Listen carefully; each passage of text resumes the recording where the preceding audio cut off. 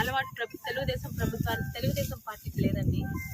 ముందే అసలు నీరు లేక పొట్ట దశలో ఉండి అసలు పొలం వేసిన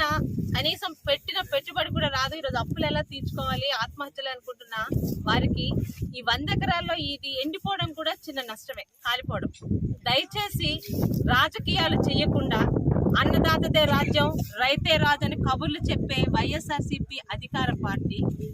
దయచేసి ఇక్కడ పార్టీలు చూడకుండా ఈ 100 ఎకరాల్లో నష్టపోయినా ఎంత నష్టపోయారు, అది చిన్నది అవ్వచ్చు, పెద్దది అవ్వచ్చు, 2 లక్షలు అవ్వచ్చు, 20 లక్షలు అవ్వచ్చు, ప్రతి ఒక్కరికి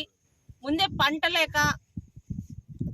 ఇబ్బంది పడుతున్న రైతులకి కనీసం నష్టపరిహారం అయినా సరైన టైంలో, అంటే తితిలి వచ్చిన 10 సంవత్సరాలకి 5 సంవత్సరాలకి రెట్టింపిస్తామని అబద్ధాలు చెప్పినట్టు కాకుండా